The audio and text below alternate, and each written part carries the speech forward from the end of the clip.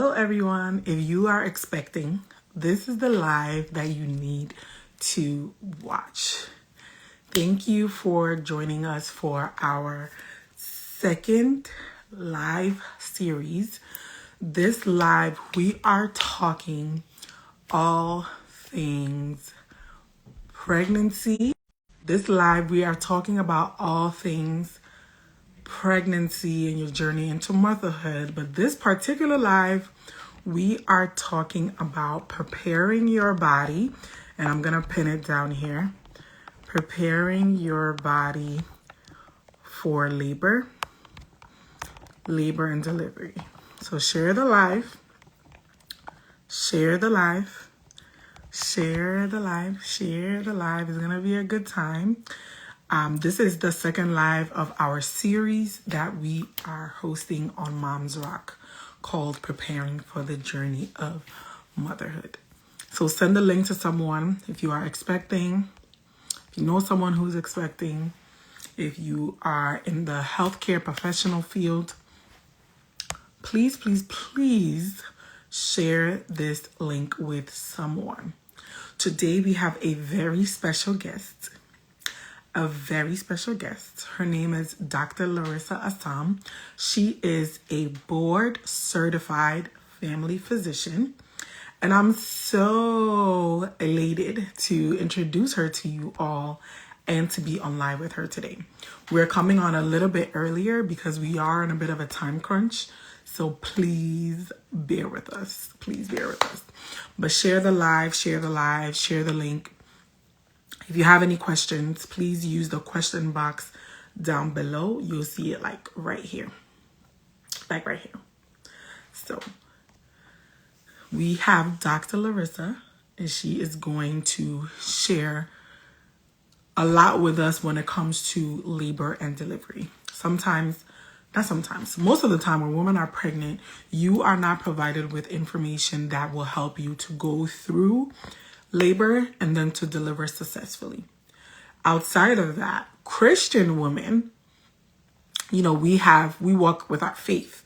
And so we are not given counsel that is aligned with our faith when it comes to labor and delivery. And so that is why we are hosting this live series to open up the floor for the conversation. We want to have that level of communication so that women are equipped, women are armed when it's time for labor and delivery. We want to open up this floor so that women have this level of information that they don't feel less than when they are put in that place of labor and delivery. It's a very vulnerable phase. It's not easy. And so that is why we are going on live today with Dr. Larissa. So, I came on early to warm the people up a little bit. So you're right on time. And we're on a bit of a time crunch today. So I want to make sure that all the information that is needed gets out. Okay, so we have our special guest is on. She is live. We are starting a little bit early, but no worries. Please feel free to catch the replay if anything. So today we're on a time crunch. We don't have as much time. So we want to make sure we use our time wisely and give out all the information that is necessary to give. So I'm going to invite our good time today. Okay? We're in for a good time. Dr. Larissa, how are you? You look good. You look good. Thank you. Doc says she's giving out vibes today. I had to show up for my people. As you should. Dr. Larissa, thank you so much on behalf of the MomsRaq team, which is really me. We want to wholeheartedly thank you so much for saying yes to us when we reached out to you to do this live. After the first live, I'm now realizing the essence and the importance of having these types of conversations, not only for the general population, but also for the Christian women, because we are people of faith. We walk according to our faith. And so I'm so happy to have you here. I've done a live with Dr. Larissa before where I was talking about birth, and I was one child then, and now we have two. by God's grace. So I'm so excited to get to share you with my audience because she has been a personal help to me, always ready and available to answer any questions that I have, help me to alleviate any fears. She's just awesome. So I'll leave it to her to introduce herself and then we'll get right into it. People can still join as we go. So, Doc, please tell us a little bit about yourself. Introduce yourself to the MomsRaq family. Thank you so much for having me, Deaconess. Of course. Thank you. I'm honored. I feel blessed. I feel grateful that you would, I don't take it lightly that you would trust me on your platform and certainly to speak to women. So I don't take it lightly. And congrats on baby number two. Thank you. So, hi everyone. Nice to meet you. My name is Larissa Assam. First and foremost, I am a daughter of God. That is my most important identity. Everything else is secondary to that. I also have the privilege of being a physician. I'm board certified in family medicine, but my expertise is in functional medicine and women's health, and we'll get into that more. I work as a private physician, so I operate a small panel of patients, very discreet intentionally, because I have high profile clients by the grace of God. I am also a published author, I'm a public speaker, I'm an entrepreneur, and I am a public health professional. I have a master's in public health as well. So I try to merge the two, clinical medicine and public health. So thank you again for having me on. Of course, absolutely. Doc, so we're not going to waste any time because let me tell you, Dr. Larissa is loaded. When I say loaded, loaded. And she's, as you can tell, even from her speaking, she also has a very educational background.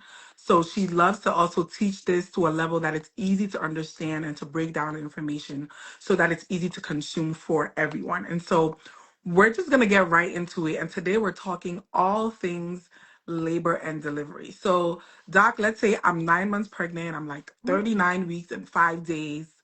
Let's start from there. Walk me through expectations, what is happening, exams that are going to get done to me. Let's start from there. Okay, amazing. So before we go any further, I'm going to give a brief disclaimer, and I'm going to say that because this is social media, it's great for education, but this is Exactly. not formal medical advice. So I do offer consultations. You're more than happy to see you in that capacity, but feel free to send a message. So everything I will share today is for educational purposes only. Always make sure that you consult with your own doctor before you make Exactly. any changes in your care plan. Okay? That's the disclaimer. So you Got are it. coming, We got you're it, Doc. coming We got it. in, you're Yes. 39 weeks pregnant, and now you want to know about labor and delivery. Okay, let's talk about it. So you see me looking to the side. I just have my notes, so I stay organized. So the first Absolutely. thing I would want you to know is that labor is a marathon. Labor is Hello. actually not a moment. Hello. Labor is a marathon. So, what you need to know starts way before 39 weeks.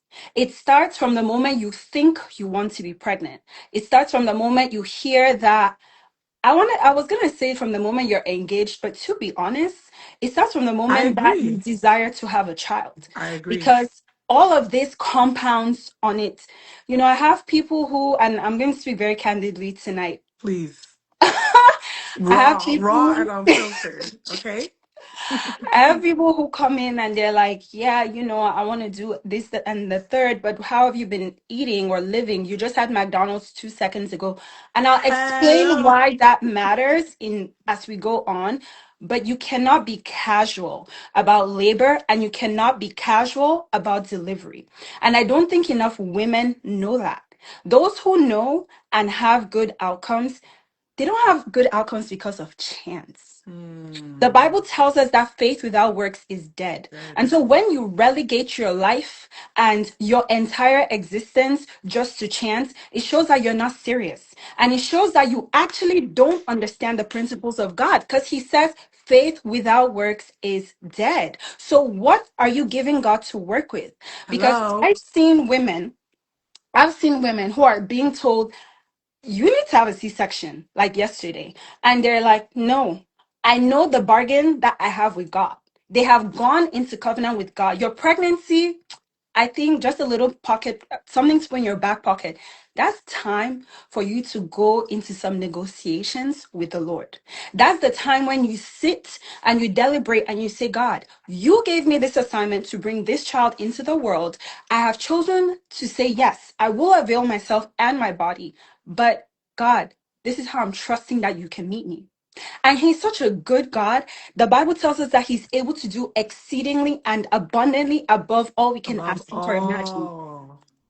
There are women who have literally said, I just want a healthy baby, and God will do it in such a way that they themselves are so mind blown. The reality is the statistics, especially about Black women, about Black Christian women, they're not good.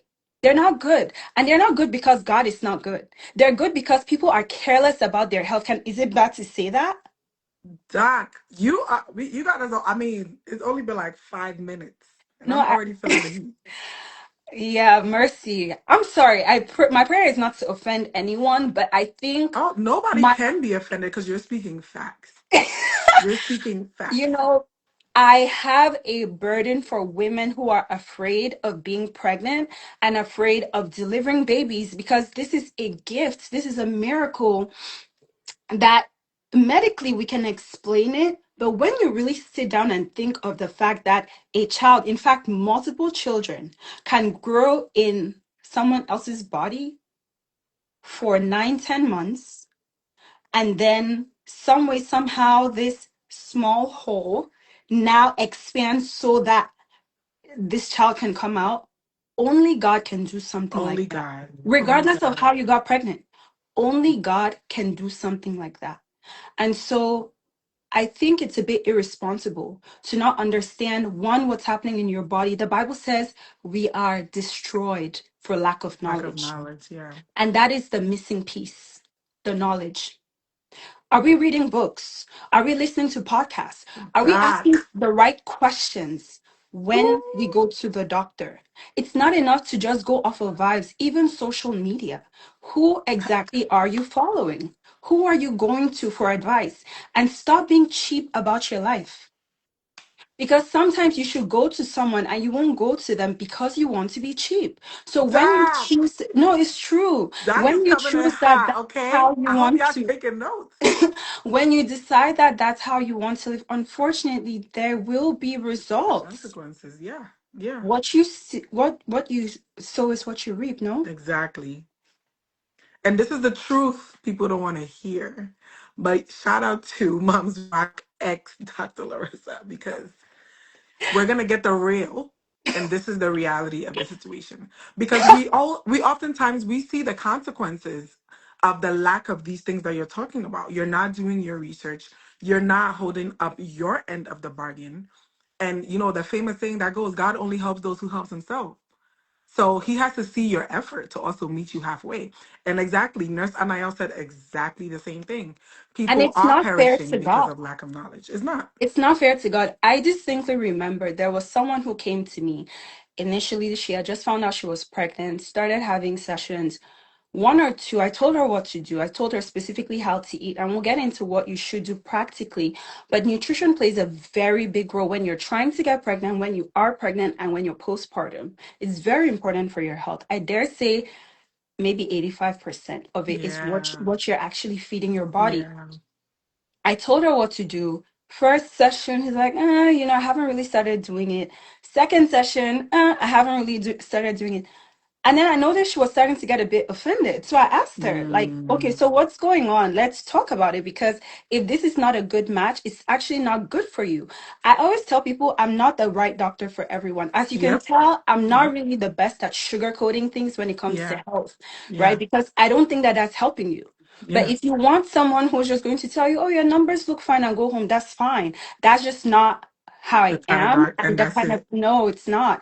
And so I'm very meticulous. I'm very detailed because I need to catch things before they become an issue. My job is to be 10 steps ahead of the enemy every single time.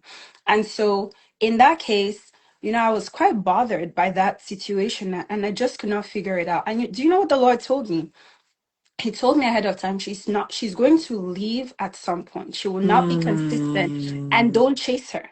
Hmm. Hmm. Yeah, Hmm. because that's the kind of heart I would be following up with people, doing this, Yeah. doing that. And he told me, don't do that. Because at the same time, you have to understand, especially depending on where in the world you practice as a physician, every time you take care of someone, that's a liability. Yeah. So this thing is not a joke, Yeah. especially when it comes to labor and delivery. So yeah. I have no words. I have no words. I'm just gonna let you flow. I have no words. No words. But that said, the earlier you start, the better. But now let's assume you've taken care of four key elements: your nutrition, which I Mm-hmm. typically recommend an anti-inflammatory lifestyle. You're supplementing appropriately with like moringa, sea moss, just to name a few, folic acid. Yeah. You're exercising. You're exercising. Walking is fine. It could be swimming, whatever you want, as long as you're doing something to move your body. Something. It doesn't matter. Stress management. When you're pregnant, or even when you're Mm-hmm. trying to conceive, don't be surprised when it seems like there's so much chaos all of a sudden happening around you. Mm. That's actually a tactic of the enemy to stress you out. Because even if you quote unquote go through the pregnancy and it seems like you're unaffected, it can affect you in the labor room and it can affect you postpartum. So a lot of people are dealing with postpartum depression or postpartum anxiety. It didn't start postpartum, it It started started way before. before. But because postpartum comes with another surge and completely different physiologic process in the body, that now just pushes it into full blown effect. But it Wow. started way before. Then the fourth thing is your sleep. Hmm. And with sleep, it's about quality over quantity. But when it comes to sleep, most people, especially when you're pregnant, when you're postpartum, as you go farther along, you tend to be quite sleep deprived. And that tends to play a role on your metabolism. So even whilst you're pregnant, you know that you're preparing for a marathon. Whenever people are preparing for marathons, they eat very strictly, they exercise strictly, Exercise. Yeah. And they don't play they with it. they don't. You have to look at pregnancy and labor in the same way. Wow. Otherwise, you will be too casual about Wow. it. Wow. So who shows up to run, a 20 plus mile race on day one? They've been preparing, right? They've been doing reps over and over and over again. It's the same thing when it comes to labor. So I like to think of it in the lens of capacity. Hmm. You need to build capacity, starting with physical capacity. That's where the eating healthy and the working out comes into play. The sleep, that's important. You need, to also say something about your body, which I think a lot of women don't know about, pelvic floor therapy. You should be in pelvic floor therapy starting ideally from your second Second trimester going. I trimester. mean, the earlier you start, the better. It can only do you good. But that will help you when it comes time to push, and that will also help you when you're recovering postpartum. There is a condition called diastasis recti, which Yeah. means the muscles in the abdomen, they start to separate. So sometimes when you go from laying down to sitting up, so for some people, you can actually see their intestines through their belly. And I'm like, to me, it's Wow. so cool, but I mean, it's not fun to have either. It's not fun to have. Yeah. And so, one of the ways to prevent it is by doing pelvic floor therapy. This is also one of those things which, some people will say, "Oh, that's left for the girlies who are into Pilates or bar." Or now you start to see how things start to become differentiated socioeconomically and even racially. So don't count yourself out of things. When you see them going to these things, they're not doing it because they're silly. They're doing it because they're looking beyond. And And it's it's not even, just a vibe. no, it's not. Because I think the Pilates girls and the girls who do it seems like it's just like a vibe, but it's like, Yeah. no, they're thinking long term about their health. The Yeah. girls who are waking up in the morning and walking and jogging, is like, you have to think about your future. The actions that we take now are those little steps that make an impact then. Yeah. And why not you? Why not you? And I see a question, can diastasis recti be cured without surgery? Yes, it Mm. can. Yes, it can. And this is why pelvic floor therapy is so good, because it can really help. I've seen some people transform. I'm not going to say it's perfect, but that's why the sooner you start, the The better. better. So your core, your back, they're very important. If you can build, because think about it, that's where the baby is going to grow. So the Yeah. stronger that core is, the stronger those muscles are. And let's remember that the uterus is actually a muscle. So as you're doing strength training, I'm one of those doctors who, with caution, because this is social media, as long as I clear my patients, some of them I'm like, no, continue lifting weights. Yeah. I'm about it because it can, for some people, it's very good. But Wow. Pilates is very good. It helps people kind of get back to themselves, even postpartum, pelvic floor, like I said. So that's physical. Then emotional. You need to deal with fear and you need to deal with trauma, Hmm. especially if you have gone through birth trauma. Hmm. And one of the most common birth traumas I see is when women have to have emergency C-sections. There's so much going on at the same time, and you don't even have a moment to process. So, first, I empathize with you. But one of the things that will happen, unfortunately, is if you don't deal with that after you've had that traumatic birth, it will continue into the second one and the third, etc., etc. And for some people, you even hear women saying, I actually don't want any more children. And I've seen that. I've seen that. Now, if God told you you're only going to have one child, that's fine. But if you're making that kind of decision when God desires to use you, then that's a fear-based decision and it's not. Yeah. Also, I find that fear is the main spirit that's present when it comes to labor and delivery. And the second you partner with it, you've actually lost the battle. So every time you've been told something, oh, this could happen to the baby, that could happen to the baby, it's not being ignorant if you are doing what you're supposed to do, right? That's why the preventative things are Are important there exactly. because you're not being ignorant. Now, if you're saying, oh, it's not going to happen to me, but you're still living carelessly, then you're not serious about warfare and you don't understand the warfare. In fact, the labor room is a battleground. Just see it as light versus darkness. There's actually no in between. So everything that happens there, you have to have a warrior's mindset. You're not going there to fight people. The Bible says, in Second Corinthians, it says our battle is not against flesh and blood. And sometimes that's where we miss it. And people are worried about the doctors and the nurses. You need to see things from the realm of the spirit. And that leads to your spiritual life. Exactly. 24/7, when you're pregnant, postpartum, my definition of it is not 6 weeks. It's a year after you've given birth to a baby, a whole Hello. year. Because 6 weeks is nothing. And so that I don't year, even know where the 6 weeks came from, to be honest. yeah, that, yeah, it's That's not neither six. here nor there. But you need to be built up spiritually. If you're not praying, it will show up.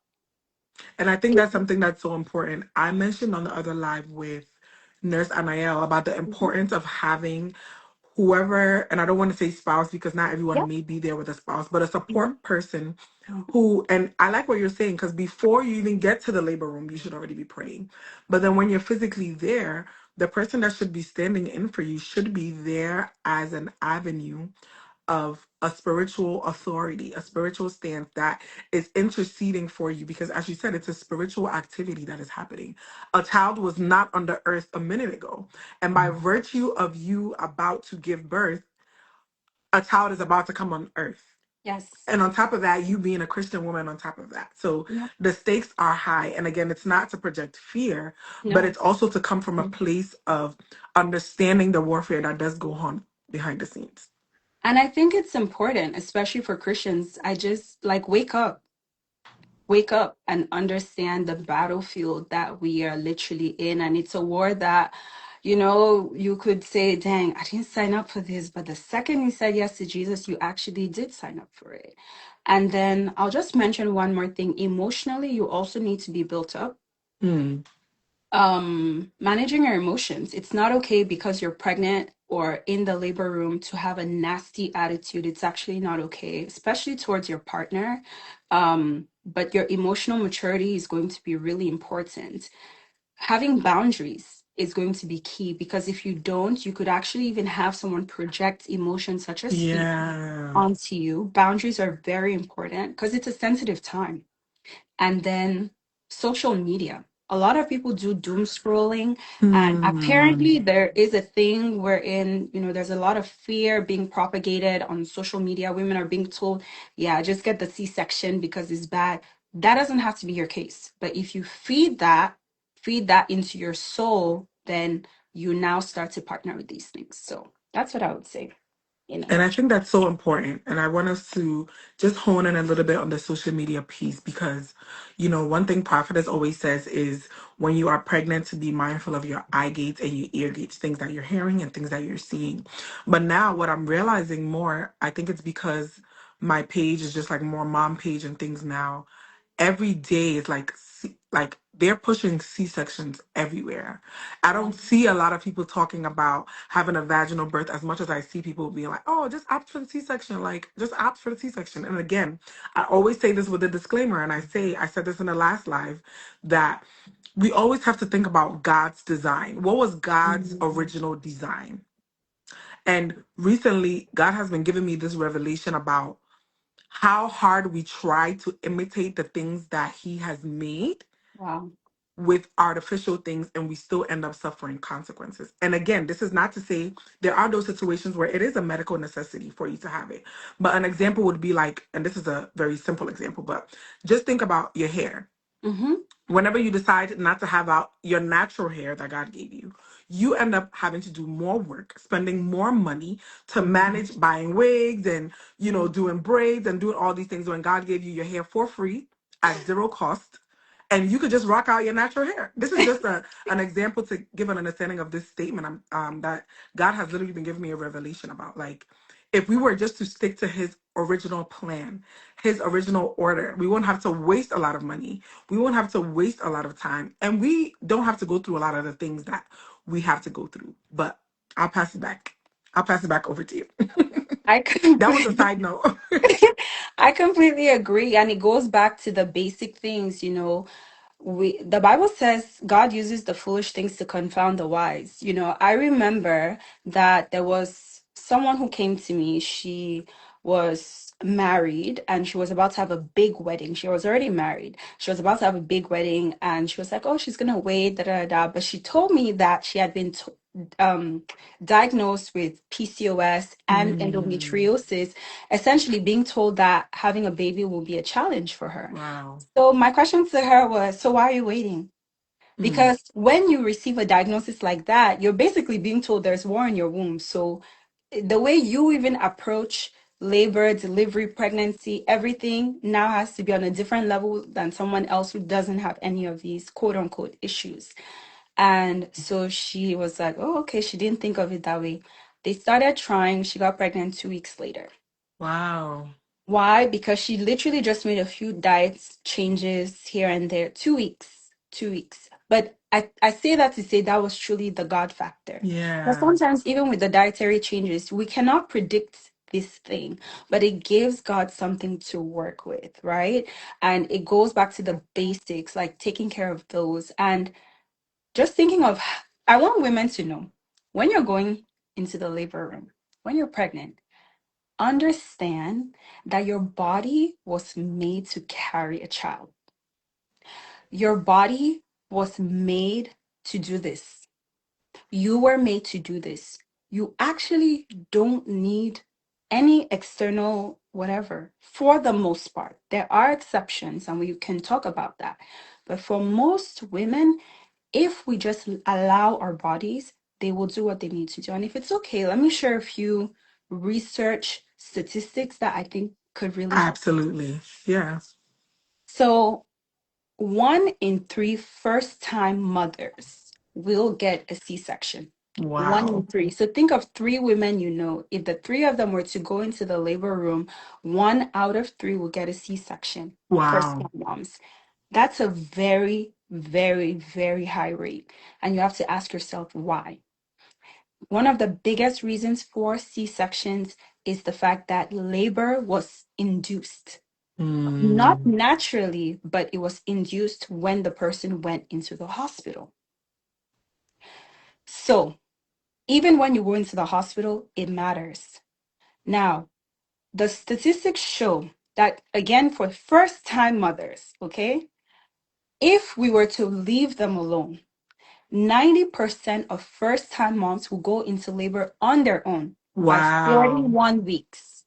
But Wow. when does induction start? 39 weeks. Oh, I'm Wow. so tired, doctor. I'm ready for this Wow. baby to be. And I get it.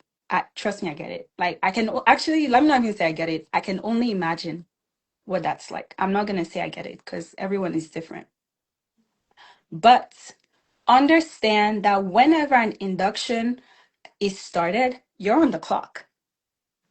You're on a As time soon as that crunch. Pitocin is given or side attack, you're Ooh, on the clock. child. You're on the clock. Every 4 hours, something needs to be happening. Otherwise, we need to figure it out. Mm. The hospital is not your home. The hospital is not a hotel either. And it's important to know that. So when you choose to go the route of an induction, first of all, a lot of people are being told that they need inductions and they actually don't. There are indications for inductions. But another thing that most women need to know is that different hospitals have different induction rates. This is something Yeah. that you can actually ask about to know what are your induction rates. So you will know how this goes. They also have policies. So this 4 hour rule I'm giving, most hospitals have something similar. Every four Interesting. I didn't know hours, that.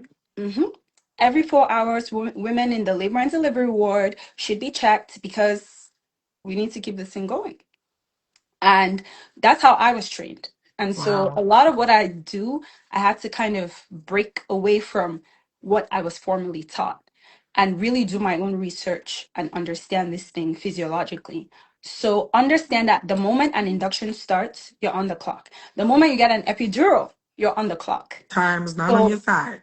yes, the best place to labor is at home. The thing is, it starts to get really uncomfortable.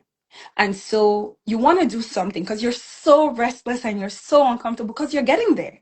But oftentimes now I can see it. I can tell, like, yeah, you have some time.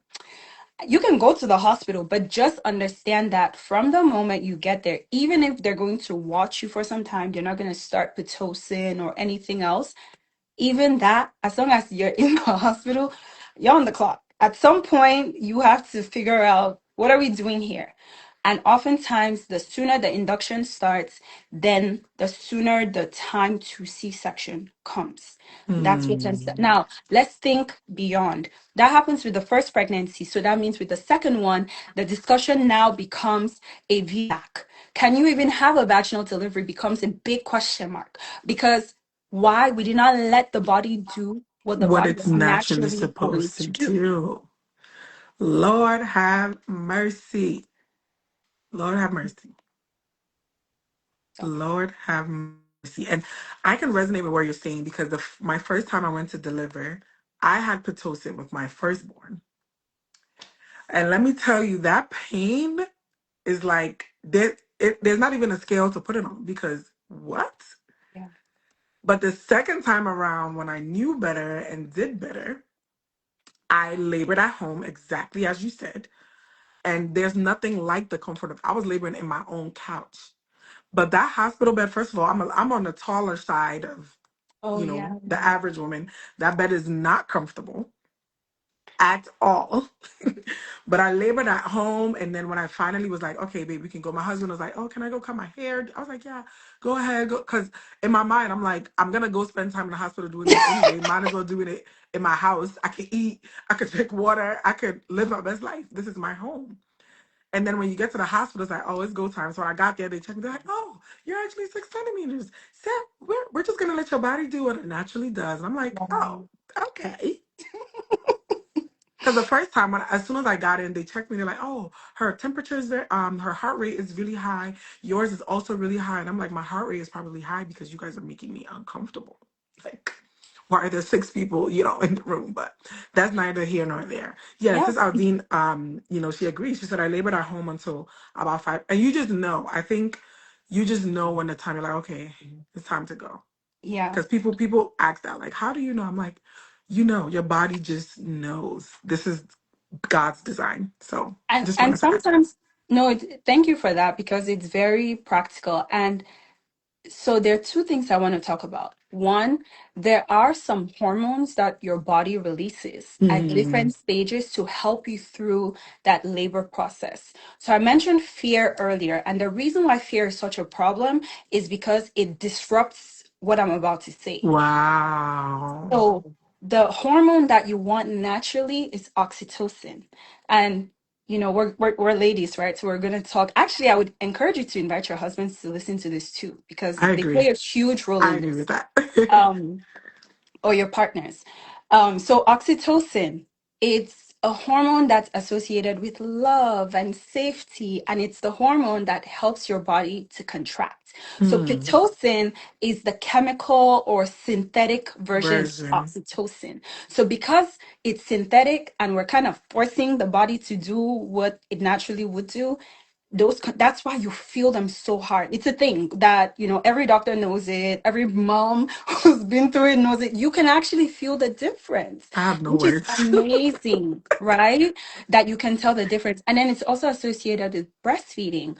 But Hmm. when you're home, you're in the comfort of your home. That's why the home is the best place to labor. Wow, that's so Naturally, you're good. going to release oxytocin That's so because you're good. That's so comfortable. good. That's so When good. you're kind of getting there too, I always encourage couples have sex.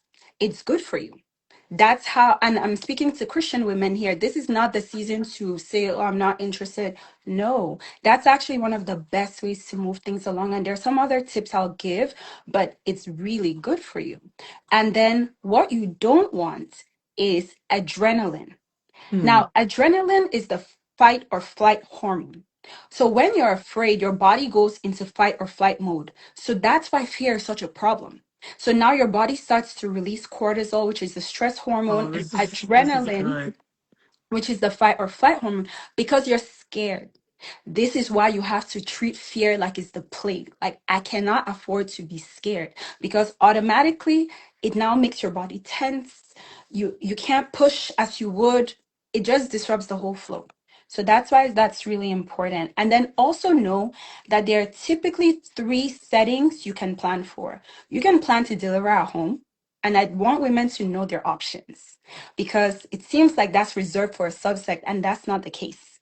You can deliver at home, you can deliver in a birth center, and you can deliver in a hospital. Hospital. You need to know your options and you need to know what's around you. By the grace of God, I've had the privilege of being able to do them. And so, Like, how in cool is she? Like, she has that under her badge. by the She's grace of been able God, to do all the options that are available. by God's grace. And, oftentimes people want to rush to the hospital. And I was speaking to a doctor who's similar to me. She does home births and she's an expert on the West Coast. And she said something to me. She said, oftentimes women think that their outcomes are going to be better in the hospital. But we were Hmm. discussing some research findings. And we found that one, there's no difference in mortality. Two, there's no difference in the outcomes for the children. Oh, And three, wow. the complication rates are actually lower at home Wow. because things naturally progress. Kind of as a doctor, you're trained to know when things are going wrong or whatever. But for the most part, if you're healthy, that's why the prep matters so much. So that prep will set you up for your options. Because for some people, it's actually not an option to have a home birth, it's not even safe. But the more you take care of yourself, the better your options are going to That's be. so good. That's So why good. it So matters. good. So we have three options to plan. But the reality is that we cannot really predict where baby is going to come. Hmm. I remember I was working in the hospital one night. I was in residency and, I trained at Hospital Center in DC, which is the busiest hospital. And I was rushing out at 2 a.m. because it's called a cold stork. A baby was delivered at the door of the hospital. You don't get to plan this thing. So one of the things that I now Whoa. do with my patients is I train them. Husbands get trained on how to deliver babies I think because that's very you don't necessary, know. though. I think it's very necessary.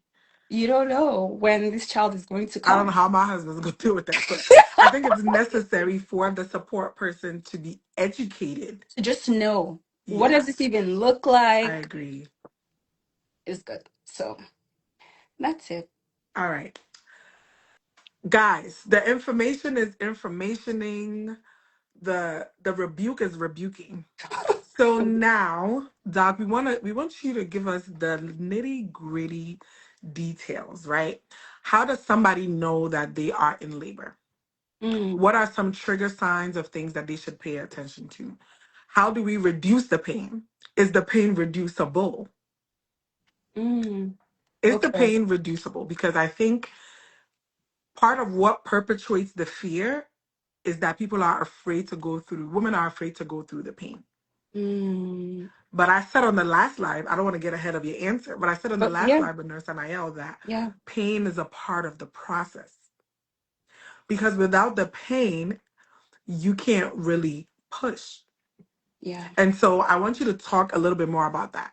Let's talk a little bit about the early stages of labor. Can I manage the pain? What can I be doing? Should I drink some more water? Like, what positions do I need to be in? Can we talk about that? Like, when you've just started contracting like 30 minutes ago. yeah. What am I expecting? Because I think we want to give the real side of it too. Like, what does it feel like? People compare contractions to period cramps. To me, Mm-hmm. they're not on the same scale. So I want you to speak a little bit about those early signs of labor, what to do, how to communicate to your spouse. Because that was one thing I didn't do. When I started contracting, I was like, let me just leave my husband alone. I left the bed. I was like, let me just go to the living room. Let me let him rest. These are things that are not spoken about, right? So we want you to talk a little bit about that. And then we'll go into like deeper levels of labor and then all those things. But I know we are crunched on time, so y'all Okay. bear with this. All right. So you know you are entering labor. First of all, what's happening scientifically is that the lungs of the baby produce a substance, a chemical called surfactant. Hmm. This goes to your uterus and it causes your uterus to start to contract. So remember that the uterus is a muscle. Think of your bicep, like you're doing reps with your biceps. That's what's happening with your uterus. So now Wow. you're at home. Probably you had been having some what we call Braxton Hicks, which are what we call, fake Big contractions. contractions, yeah. But those are very good and they're very important Hmm. because they start to give you a sense of what true contractions for you are going to feel like. And I'm learning as I'm doing this work more and more that they look different for everyone. But Yeah. for the most part, one of the things I can say is that I want us to even change our perspective on pain, similar to what you said, and think of it more like pressure. Ooh. When you're working out, Hmm. you're going to exercise that muscle until the muscle, quote unquote, fatigues. Then you know, I've worked out I've today. done it. Mm, But if mm, you do mm, mm. one set, 5 reps, that's nothing. That's So, in the good. same way, this uterus is a muscle and it has to build up. So, when you think of it that way, when they start to build up, you're like, no, my body is doing what it's That's supposed to good. do. That's good. That's It's good. doing That's good. exactly what it's supposed to do. On top of that, from what I understand, a lot of women, when they start to reframe it, they're like, no, this actually feels like a lot of pressure, like intense pressure, but this is really pressure. So when you expect it to be pressure, now you shift your focus from the pain or the pressure. I even try not to use that word so much, but shift it from the pressure to breathing. This now becomes a Mm. spiritual principle. The Bible says it is good that I was afflicted. You could think of pain or pressure as an affliction. Mm. It's good because it's going to help you birth your baby. So it's like, okay, my mindset is this. It's not comfortable. I'm not going to pretend, but this is helping me. My body is doing exactly what it's That's supposed to do. so So good. oftentimes we're trying to Woo. escape it. And if we're being honest, sometimes we try and apply the same principles in other areas of our lives. We don't know how to endure. So if Hello. we have capacity, then we can endure. That's why it all matters physically, emotionally, spiritually, etc. It all matters. So it's like it's not comfortable, but I'm gonna endure because God promised me this type of delivery, and that's what I'm trusting Him for. That's what makes you endure, knowing this promise at the end of the day. So now you think of it like pressure. So you change your focus from the pressure to your breathing.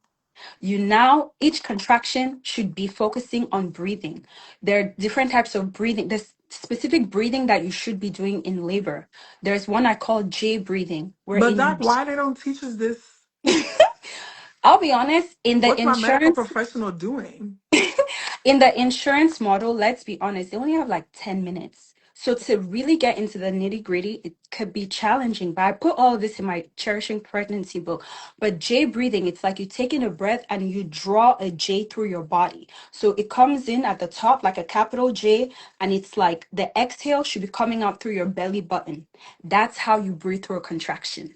There's another type of Wow. breathing which is called moo breathing, wherein you take in a deep breath, and when you breathe out, you're like, I don't mean this in an offensive way, but you're breathing out almost like a cow. But Hmm. that kind of breathing is what helps you get through the contraction. So when it's building up, you have to think of it like, okay, this is training grounds. Again, we're preparing for a marathon. So each contraction is actually a blessing because it's helping me to prepare for when it's time to push. Because if I try and teach you how to breathe when it's time to push, you're going to like And that's so, and this is why I think it's so important because you need to know this. It's one ahead thing of to even time. know it, but it's another thing to even do it while the contractions are happening.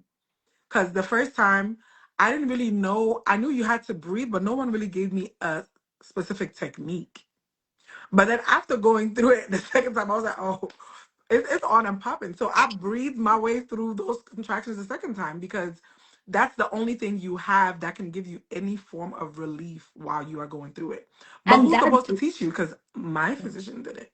No, it's the time. That's why I have had to structure my practice this way because insurance, it's good, it can help you to see someone, but the quality for me, it just was not meeting up to the standard I needed to set for my patients. So I that's love why it. I Love it. had to go the private or the concierge route. More breathing, I'm seeing the comments, it really helps. It makes a huge difference. Oh, and when it's time, that's your only responsibility. Your only responsibility is to breathe. That's why it goes back to what you said about who's with you in the room. That's very important. That breathing is going to help your body release oxytocin. So your body is going to do what it's going to do. Your only job is to breathe through your contractions. That's it. You don't Wow. need, that's not the time to think of anything, plan for anything. Your job is to breathe. That's it. And then we talked about different types of pain options that could be Yeah, helpful or pain management options. So this is where the setting matters. Positioning is going to be very important in labor and also in delivery because sometimes when you just change your position, that can make a huge difference. it But does. but even getting into like the shower, if you have access to like a tub or if you have a birthing pool at home, you could do that. Some hospitals or birth centers have the option to do a water birth.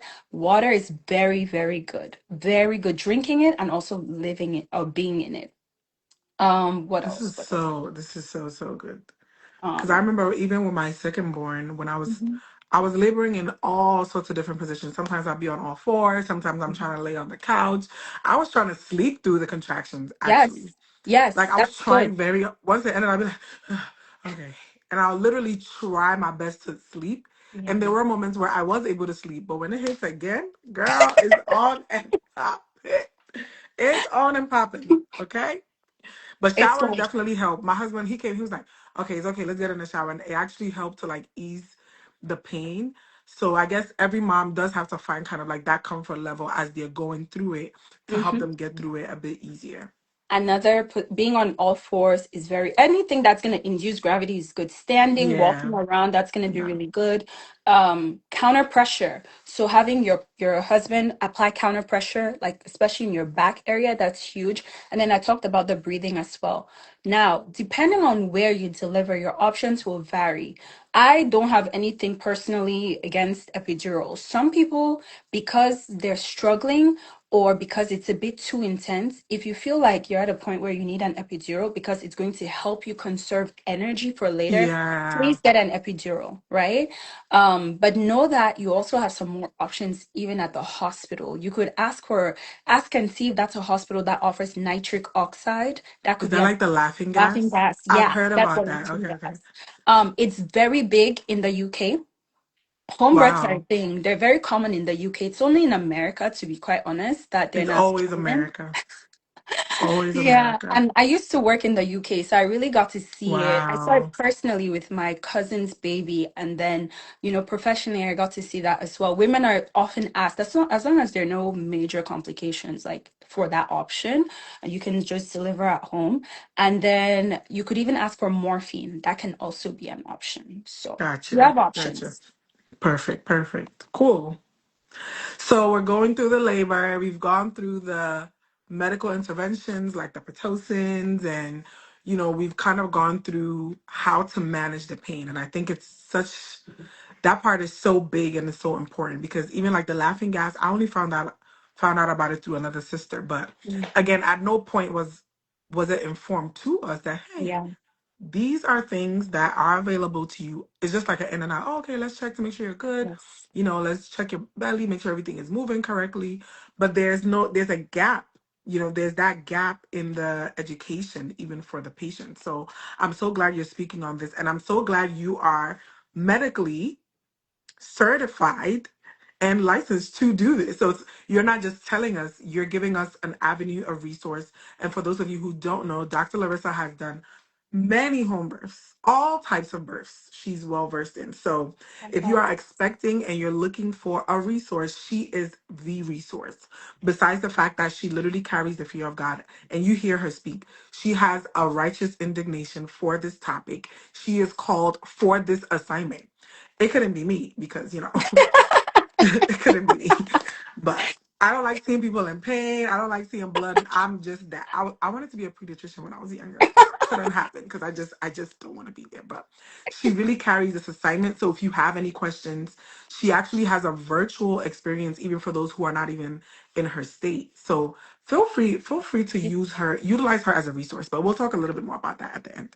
Amen. So, doctor, we Mm. want to know if there are any other labor tips that you have for us. So you share with us that we should make sure that we are laboring at home. And the connection you made with laboring at home with the fear, that my mind is blown. Because I didn't even think about it from that perspective. I'm thinking fear like, oh, the enemy's taking us out. But no, it's because your body is naturally releasing that which is going to cause you to get into the. So if you're in the comfort of your own home, it makes it a whole lot easier. I didn't even make that connection. And it makes sense why even my second birth was easier because, Mm. again, I was in the comfort of my own home. So that I took notes on that. So, talk to us about dilation. We've heard of effacement. We've heard of like cervical exams where the doctors like putting their fingers in your vagina and they're feeling for things. Talk to us about like the amniotic fluid. Like when I went the second time, apparently my water had broke and I didn't even notice. So, talk to us about those things as we are progressing through labor. Okay, I'm looking. I have my demonstration thing. I don't know where I put it, but it is here. No I worries. wanted to actually show you. So, Oh, especially if you're delivering in the hospital, think of a belly button. Someone who has one of those, I guess we call them innies. yes. So the way the belly button is for me one of the best ways I can describe how a closed cervix is. So Hmm. when the doctor puts their hand, or midwife or nurse, when they check, what they're checking is to see, okay, this cervix was closed as it needs to be so that the baby kind of grows. But when it's time, we now need it to open because the cervix is the entryway into the uterus. So Yeah. there are some numbers, some words that you may hear, which I think you should be aware of when you go into the hospital. So we first we'll talk about effacement. So the cervix is, again, it's part of this it's one tip of the, excuse me, one tip of the uterus. Thank you, that's the word I was looking for. So we need it to open, but in order for it to do that, it first has to kind of thin out. Hmm. And the word for that is effacement. Effacement. So we stage it from 0 to 100. There's no rocket book textbook about this, to be honest. It's something which you only learn by experience, and that was Yeah. my case as well. Yeah. So the way I learned about cervical effacement, somebody said talk about the sweep. Like, what does it And then, actually do? I got it 3 times and it didn't help. It just hurt. No problem. Okay, so we'll talk about that. So, how soft has it gotten, right? How thin has it gotten? Because we needed to soften and to open up. So, we want it to get to 100%. That's the number you want to hear, 100%. So, if it's 90, you'll usually hear somewhere between 80 to 100%. Then we talk about dilations. So picture this belly button that's kind of like maybe your finger, like from everyone's fingers are different too. That's why it's so subjective. But my finger can fit in there, but you need it to kind of go all the way to be, I would say this is about 10 centimeters. Okay. And it's an estimate because that's about how much space you need for the You baby's head need, to come through. But that's considering a not enough. child's head is the average size, of course. Consider considering. Yes, considering. So cervical effacement, we need dilation, 0 to 10. 10 is the goal. And then we also need the baby's position. So the Hmm. positioning, it starts at -5. You'll almost never hear -5 because most of the time you're not even in labor at that point. But when you start to hear 1, 2, 3, 0, that's kind of telling you how far down the baby is. You want a Oh, positive wow. number. So the farther down, the better. It The means the better. baby is coming. So those three things matter. How thin is the cervix, thin and soft? How wide is the cervix? And how far down has the baby come? Those are the three numbers we put together. And remember those checks I was talking about every Yeah, 4 hours where I'm like, that's what we're that's looking what it's for. for. We want Makes to see sense. progress. Now, if it's more than 4 hours and there hasn't been change, that's where if you've ever had a C-section or you've been told, listen, you're not progressing through labor, that's where that term called arrest of labor can come in. Mm. It means that you're not making progress, and that can be an indication for C-section.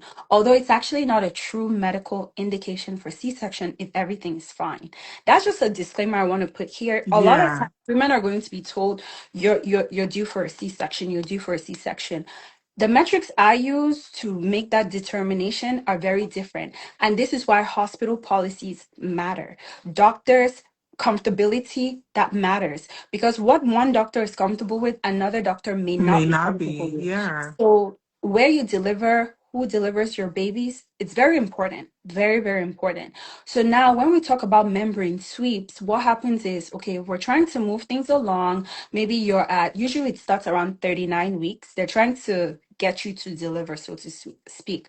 What can happen is you go in with two fingers typically. It's typically two fingers to check anyway. So you go and you basically, I don't want to say provoke, but you kind of like do a firm, Mm. literally sweep Sweet. along the amniotic sac. And what that can do, Okay. because it's a muscle, it's going to react. And so for some people, it can kind of start the process and get them into labor. But Wow. it could work, it could not work. It depends on the person. It depends on the woman, it depends on the baby. So, yeah. Thank you so much. Mm-hmm. Sis also got her question answered.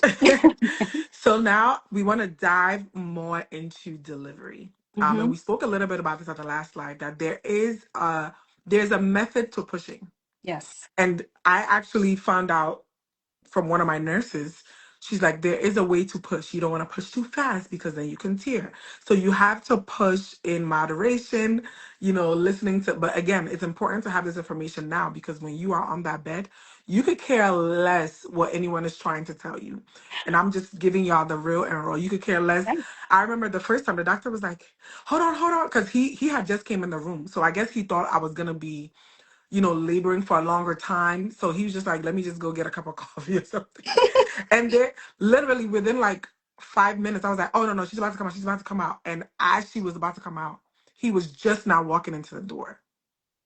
So he probably was he's thinking, oh, this is about to take some time. Let me relax. No. So when he came, he's like, no, take your time. I was like, I don't have any more time to take. Like, I don't. So I was like, I was just like, I just let out every piece of tiredness I felt from all those contractions in one moment. And I ended up tearing because I Um, pushed too fast. So, Doc, please teach us how to push. Delivery positions, we can talk about all of that as well. So, yes, when it comes to pushing, the key thing is to know that you need to push with contractions. If you remember nothing else, push with contractions. So, let's say you're at home and there's no one else there with you. Push with contractions. That's why practicing the breathing and pacing, it all builds up. It all builds up. And so you push with Push contractions. with contractions. Contractions. Yeah, that's the key thing I will say. There's something I want women to know about. I'm trying to remember if you talked about it last time, but there's the ejection reflex. When we leave the body to do what it's supposed to do, naturally, there's a point in time, there's a set push and a set time when that baby will just fly out. I I believe it. remember I believe it. it's happened to me multiple times when I've been delivering babies, but it happened to one of my patients, and the father had to deliver the baby Mm. because he described it as, Doc, she flew out. That's how you know. Because this is that reminder that your body was made for this. If we just leave it alone, everybody just take your nap, eat your food, do whatever you want to do, because you've set yourself up for that possibility, that ejection reflex, if you can get to that point, it will help with preventing tearing, it will That's help with good. pain, That's so because good. at that, think about it, you want the baby out so much, and then there's this thing called the ejection reflex where it's like, most of the time people say, oh, it was like two pushes and the baby, because it was the right time. Time. The right time. Okay. Now let's talk about delivery positions Mm, because we've seen on all fours, we've mhm. seen the laying back. And I always advise people to do what's most comfortable for you because you don't want to follow what someone else said and have that in your mind like, oh no, this person did this and this is exactly what I'm going to do. You, in the moment, there's so many things that will come to you. And I think it's important to trust yourself and your instincts because you don't that's literally God speaking to you. And so I want you to talk a little bit about that, like delivery positions. Are there specific positions that are helpful to be in? What are those indicators and those guidelines as a woman is going through labor? That's a great question. And just to mention something about contractions as well. Um, when it comes to tearing, perineal tears, they, especially for people who are first time moms, there's so many factors that go into whether or not a woman will tear. It's true that if you push when you're not contracting can contribute big time. But Mm, your job as the provider is also, or the practitioner, is to also protect, we call it protecting the perineum. So that is very important. It has to be very synchronized and organized. mm, It can seem very chaotic in the labor room, but it actually doesn't yeah, have to be. It should be peaceful. It should be synchronized. We don't, God doesn't rush. He's not, So why do we try and rush things? So there could have been many factors that contribute to why we went here, but the typical statistic is that most, especially like first-time moms, will have typically a first, potentially second degree tear because it's kind of like a first time. Lord help us. More Yeah. grace to the woman. More grace. More More grace. grace But to the again, woman. trust, if your desire is not to tear, trust God for a healthcare professional who can help you with that, and trust God that you can actually not tear. You don't have to tear. You don't have to And I tear. tell I tell people that too. I tell people that about even postpartum shedding. I've seen people who say Mm. that has never happened to me before, and I'm Yeah. like, these are prayer points that we need. Yeah, these Okay, are, everything is a prayer point. So, sorry, literally, coming back to positions. yes. Okay, so I'll just talk about a few. But the key thing to remember with your position is gravity. What is going to help with gravity? Standing could be good. Being on all fours, I think, is one of the best, not just to labor, but even to deliver, right? And then for some people, being on your side, if you're a bit tired. One of the worst positions you can be in is actually on your back. The truth is, that's more comfortable for the provider or the practitioner. But to really help your body do what it's supposed to do naturally, that's actually not the best position. And that's actually one of the things that can even stall someone in labor, believe it or not. Mm, Because when we just put things into alignment, the baby will just come. Think of it like you're just aligning your body with gravity naturally. So if you're at home, you can kind of hold the bed frame. You can even sit on the toilet seat. That's actually a very good Oh, position to wow. labor. Put Yeah, a little stool under you, under your feet, and sit on your toilet seat for as long as you want. Sit in your bathtub because again, gravity. Anything that's going to help with that. But when it comes to pushing, anything that will help gravity will be good. absolutely. Wow, wow, wow. Okay. So just let's say I took all the tips that you gave me on this live. I pushed my baby out, no tearing. What's happening after? Because I heard there's something else you got to push out. And the doctors can make a lot of money from it, and people try to sell it on the black market. Mercy. Talk to us about that. And this is a good time to interject and say if you have any questions, please feel free to start sharing them as we slowly wrap up. Yeah, so someone asked if the provider can stop you from being in the position. They can, actually. They can. Again, when you're in the hospital, you have autonomy, but you kind of don't. This is why I want women to know their options. Home birth center, hospital. I'll leave it at that. So, placenta. After you deliver the baby, you're not done. You need to deliver the placenta. Unfortunately, after all the hard work. Yeah, I know, I know. But here's the thing. Now the placenta has served its purpose and the body knows that it served its purpose. I usually say that placenta should be coming out no sooner than 30 minutes after. Why? Because you need a break. That's the time to drink your water, get some ice chips if you want, rest. And you know what? Every single time that has happened, when it's time to deliver, in fact, you, the woman, will say, "Dog, the placenta's coming out." Wow. Yeah, one, two pushes, and the thing is out. So if we just leave our bodies to do what they're supposed to do, oh, thank you. If you're delivering twins, then yeah, you'll have to, you know, Really? I it's like didn't know 2 times. that. Mhm. Yeah, That's a cool fun fact. I had no idea. yeah, But that makes sense, obviously. yeah. But yeah, so Perfect. Thank you, Doc. Now I've given birth. My husband doesn't want to leave me alone. We've heard that there is a timeline before, you know. So, what's the timeline? Is it different for everyone? Why are the doctors saying 6 weeks? Am I supposed to check some boxes first before my husband? Like, should I just push him away? Like, talk to us about that, please. so my advice is going to be a bit controversial, but typically the reason why women were historically told, so typically the recommendation is 6 weeks, no sex. Okay, that's the standard. Sorry, I just read a The comment. moms are like, That's the standard recommendation. Okay, but here's the thing. You have to remember what happens physiologically when you have sex. When you have sex, naturally, your body is going to release oxytocin, you're going to be relaxed, it's good for bonding. And remember that stress is something that can also happen postpartum. hmm, So for some people, they do need 6 weeks to fully recover. They're very uncomfortable. Maybe they've even torn and things like that. But in some cases, you can, if you're feeling fine, you're feeling up to it 6 weeks later, by all means, I think it's fine. But I think I will give my social media disclaimer and say it's a case by a case case basis. basis. Yeah. I don't know that it's the best thing to drag it out too long because let's be frank and practical, it's important for your relationship. It's important for your marriage and it can be uncomfortable and She said, but "Hub asking." so you can always pace yourself.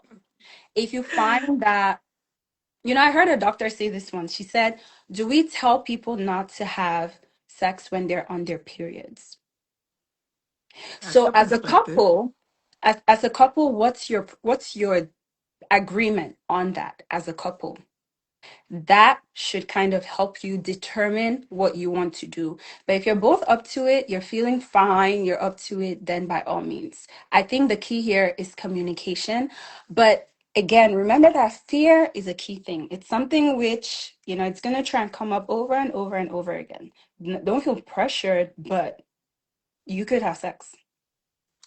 Y'all heard it from the doc and not, oh, doc. Yeah, these questions are I want you to answer her question, and this is part of what I was about to ask you. I can go over a little bit. It's okay. We got like Please. 2 minutes. I think this is the Yeah. best question to end. God bless you, woman of God. What are the chances of getting pregnant again? And I'm not even gonna lie, this is probably one of the things I was afraid of. Cause I'm like, I just pushed out a human being out of a tiny. So I was like, don't touch me. Leave me alone.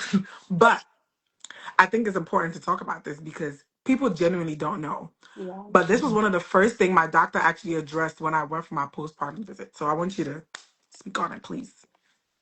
Yeah. So the question was, what are the chances of getting pregnant again within those 6 weeks? So oftentimes, if you're breastfeeding is a type of birth control. Is it like 1,000%? Doc, please, please, please, please. No, wait. Break it down. Break I it know what down. Break it down, please. Break it down for us, please. this is hilarious. So breastfeeding is a type of birth control, right? Especially in that early postpartum phase. Now, the farther out you are from delivery date, the lower the chances of it having that effect. And remember that your body is still resetting and all of that. I also want to give a disclaimer here because I think, especially for the Christian community, we don't always address this. It's true that, yes, historically, most men do really enjoy sex and like it, but some women do as well. And so, again, going back to that 6 week rule, you have to, going back to that 6 week rule, it depends on your individual circumstances and individual decisions, right? I'll leave it at that. Generally speaking, you should be in the clear pregnancy wise, like Doc, repeat are you pregnancy wise. sure? Generally speaking, Okay. honestly, I truly believe that if you get pregnant again, then that one truly, biologically, I think God really wanted you to get pregnant back to back. No, I'm being honest because there's no way that your hormones would have reset enough. Because remember, postpartum, you have a huge drop. You have a huge drop postpartum. So it's going to take some time. This is risky. No, It's and going I to take, think it's important. So what my doctor told me yeah. when we went for, I think the first checkup was like 2 weeks. Mm-hmm. And he literally said to me, just because you are breastfeeding, it Yeah, doesn't mean that you cannot get pregnant again. that's true. That was like the first thing he said to me when I walked in. So I immediately was like I thought in my head, I'm like, oh, you got at least 3 months to like breathe and relax. But no, no. Okay. So that was the reality of the situation. I'm like, unless you're trying to have back to back to back a whole bunch of, what do they call it? When the kids are like in the same year but a couple months apart. The Lord be your helper. The Lord. Sis Priscilla said what? If you're pregnant, you're 10 times more likely to get pregnant with if you're breastfeeding, Yeah. you're 10 times more likely to get pregnant with twins.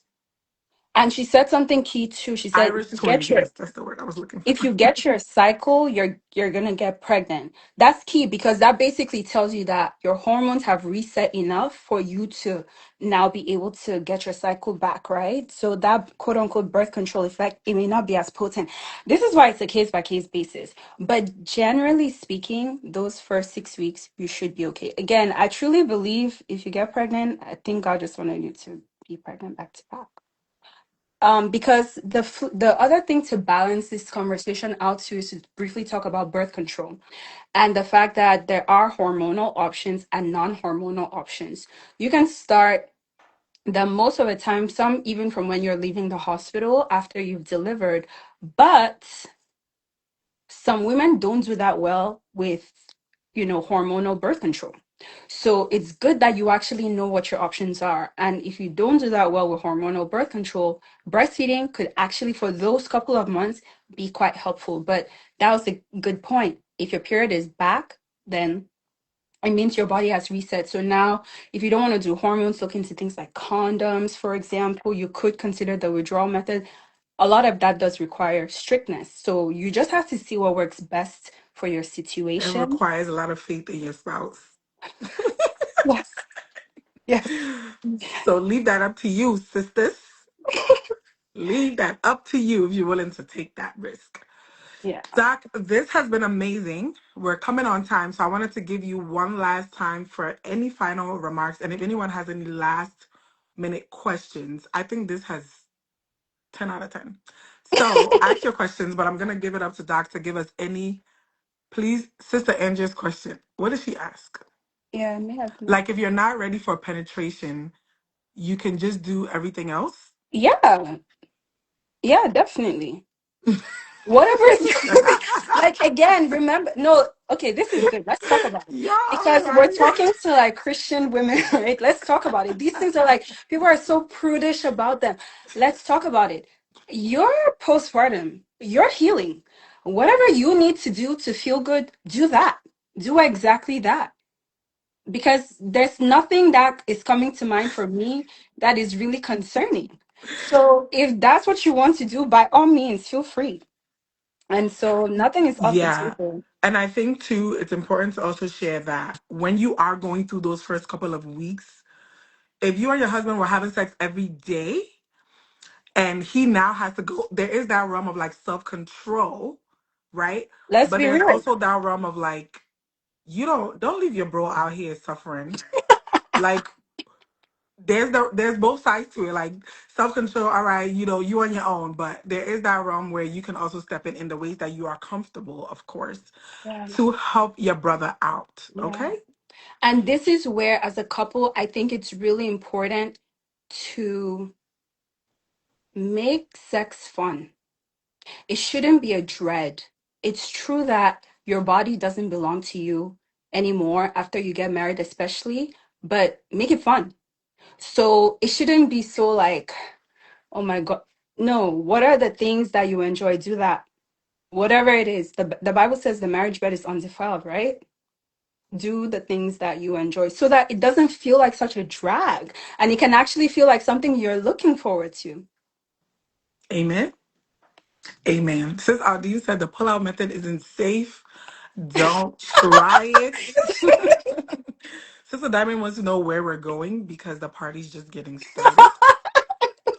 On average, how long does it take Responsibilities. to get your period back? I think this is on a case-by-case basis, but I'll let you answer this quickly before we wrap up.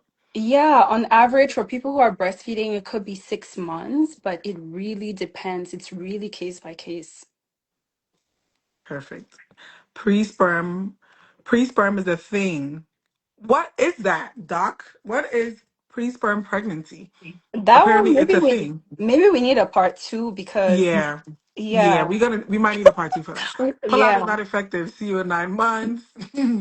If you can do the VBAC, it's very much possible and can be very safe. Amen. Amen. Okay. Sounds good. So, Doc, this has been amazing. Amazing. We are so privileged and excited that you joined us today. And not only did you give us the science, you gave us the spiritual side of it.